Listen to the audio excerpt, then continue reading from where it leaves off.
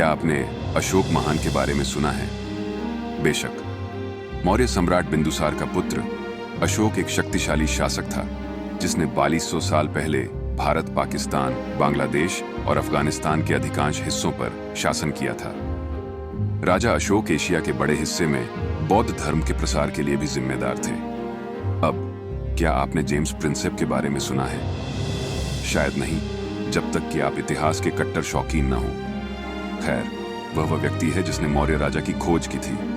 उनके काम के कारण ही हम अशोक के बारे में जानते हैं। आप देखिए, अशोक ने पत्थरों, स्तंभों और स्मारकों पर खुदे हुए शिलालेखों के माध्यम से अपने शासनकाल के बारे में बहुत सारी जानकारी छोड़ी। लेकिन ये शिलालेख अधिकतर ब्राह्मी लिपि में थे, जो एक प्राचीन लेखन प्रणाली थी जो 5वीं शताब्दी ईपू तक अप्रचलित हो गई थी। सदियों से भारतीय भूल गए कि उन्हें कैसे पढ़ा जाए और अशोक का इतिहास खो गया। 1870 में एक अंग्रेज इंडोलॉजिस्ट जेम्स प्रिंसेप ने इन शिलालेखों को समझने का काम पूरा किया और अशोक को इतिहास में उसका उचित स्थान दिलाया। प्रिंसेप के बिना हम अशोक के जीवन के बारे में इतना कुछ कभी नहीं जान पाते। प्रिंसेप ने अपना करियर एक पुरालेखवेत्ता के रूप में शुरू नहीं किया था। शायद तब ऐसा पेशा अज्ञात था। वह एक वास्तुकार बनना चाहता था, लेकिन एक आंख के संक्रमण ने उसे लगभग अंधा कर दिया। जब तक वह ठीक हुआ, वह अवसर चूक चुका था। वह एक गरीब परिवार से थे और जल्दी से रोजगार प्राप्त करना एक आवश्यकता थी। प्रिंसेप 1819 में भारत आए और कलकत्ता टकसाल में शामिल हो गए। 1 वर्ष के भीतर उन्हें बनारस टकसाल के परख मास्टर के रूप में तैनात किया गया। टकसाल का परख मास्टर एक धातु कर्म विश्लेषक होता है जो सिक्के की शुद्धता, वजन और आयामों का परीक्षण करता है। अनिवार्य रूप से गुणवत्ता नियंत्रक। यह कोई मामूली जिम्मेदारी नहीं थी। जब तक टकसाल के सिक्के धातु कर्म की दृष्टि से परिपूर्ण नहीं होते, वे नकली हो सकते हैं। सुंदर गंगा नदी में नौकायन करते हुए वह देश से मंत्रमुग्ध हो गए और जीवन भर के लिए इंडोफाइल बन गए। उन्होंने बनारस के जीवन के बारे में लिथोग्राफ और जल रंगों का शानदार संग्रह तैयार किया। उन्होंने जुनून और संवेदनशीलता के साथ चित्रकारी की ओर विस्तार पर उनकी नजर थी।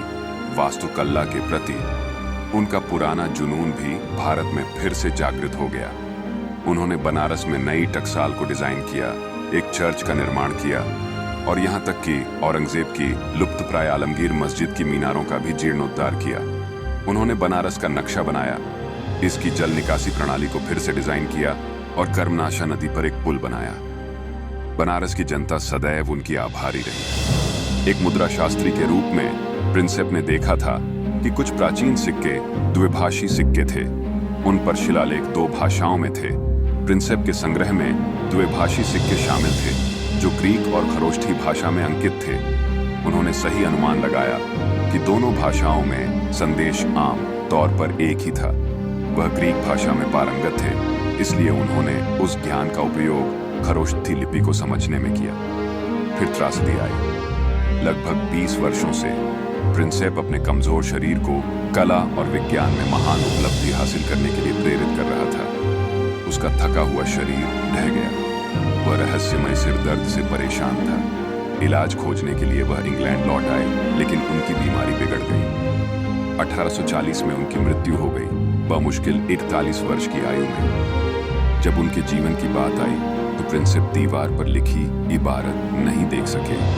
कलकत्ता के आभारी नागरिकों ने हुगली नदी के तट पर उनके लिए एक स्मारक बनाया, जिसे प्रिंसेप घाट कहा जाता है।